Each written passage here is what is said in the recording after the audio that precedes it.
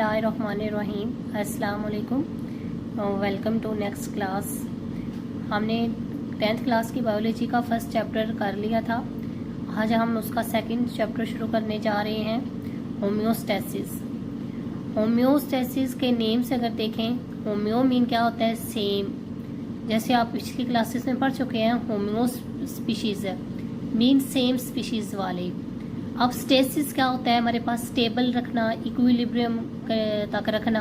तो homeostasis mean जो हमारी बॉडी की कंडीशंस हैं उनको सेम रखना, स्टेबल रखना, एक कंडीशन पर रखना। अब इसकी डेफिनेशन प्रॉपर क्या होगी? Homeostasis is maintenance of internal condition of body at equilibrium despite changes in external environment. Homeostasis में क्या किया जाता है? जो बॉडी की इंटरनल कंडीशन है उनको सेम रखा जाता है। डिस्पाइट क्या होता है?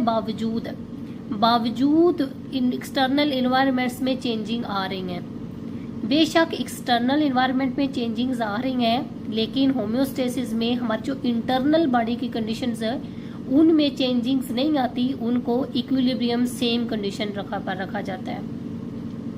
तो ये बच्चे सारा प्रोसेस हमारे ब्रेन के थ्रू, वहाँ से हार्मोन्स के थ्रू ये कंट्रोल हो रहा है और इसको इक्विलिब्रियम स्टेट पर रखा जाता है। अब अगर इसकी एग्जांपल देखें, जब भी अगर होम्योस्टेसिस का क्वेश्चन आएगा तो ये अलग कभी नहीं आएगा, इसमें होम्योस्टेसिस विद एग्जांपल आपको बताना पड़ेगा।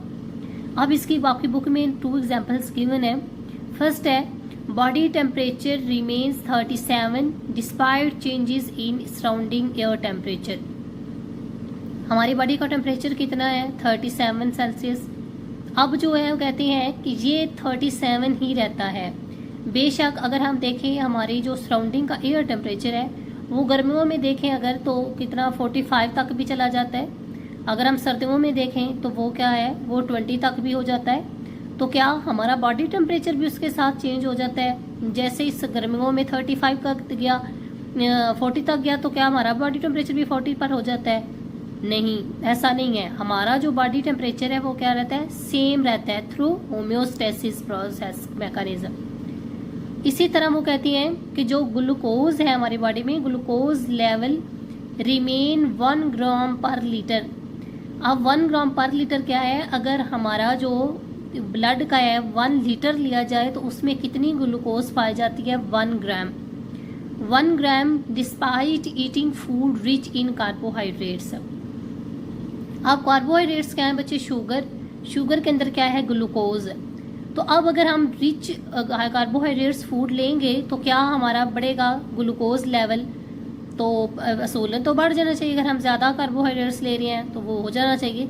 लेकिन क्या कहते हैं कि अगर हम रिच कार्बोहाइड्रेट फूड लेते भी हैं तो तब भी हमारा जो ग्लूकोज लेवल है वो 1 ग्राम पर लीटर ही रहता है, मेंटेन रहता है थ्रू होम्योस्टेसिस। अगर ये हो भी जाता है, लेवल ग्लूकोज का बढ़ जाता है, तो फिर ये डिजीज़ हमें शुगर जो है वो हो जाती है। तो इसलिए हमारा जो होम्योस्टेसिस है वो फिर फंक्शन अपना नहीं करता। तो उसी वजह से हमें शुगर की जो डिजीज़ भी होती है, जब होम्योस्टेसिस जो मैकेनिज्म है वो अपना सही से वर्क नहीं कर रहा होता।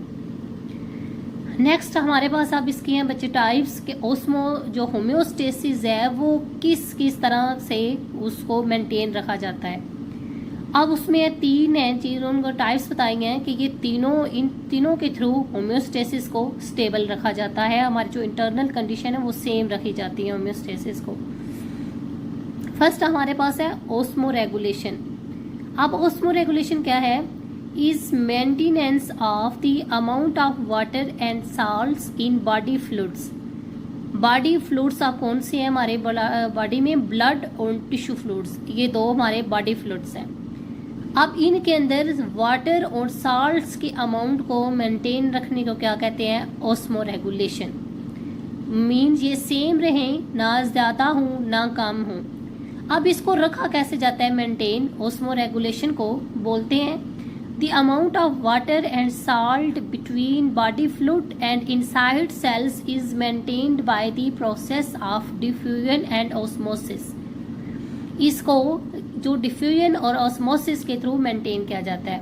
अब जिन्होंने बॉडी फ्लूइड और इनसाइड सेल्स की बात की है, अब इनको अगर देखें तो एक हमारे पास इनसाइड सेल एक होता है फ्लूइड, अब जिसको कहते हैं हम इंट्रासेलुलर फ्लूइड। ये सेल है, सेल के अंदर क्या है, न्यूक्लियस, ये जो साइटोप्लाज्म के अंदर फ्लूइड है उसे क्या कहते हैं, इंट्रासेलुलर फ्लूइड। और दूसरा जो बॉडी फ्लूइड है उसमें देखें, दूसरा जो हमारे पास है वो इंटरसेलुलर है। इंटरसेलुलर मीन सेल्स के दरमियान में ये जो स्पेसिस हैं इनके दरमियान जो फ्लूइड है वो इंटरसेलुलर, और जो सेल के अंदर उसके साइटोप्लाज्म है वो क्या है, इंट्रासेलुलर फ्लूइड। तो कहते हैं ये किस तरह मेंटेन किया जाता है, process of diffusion and osmosis.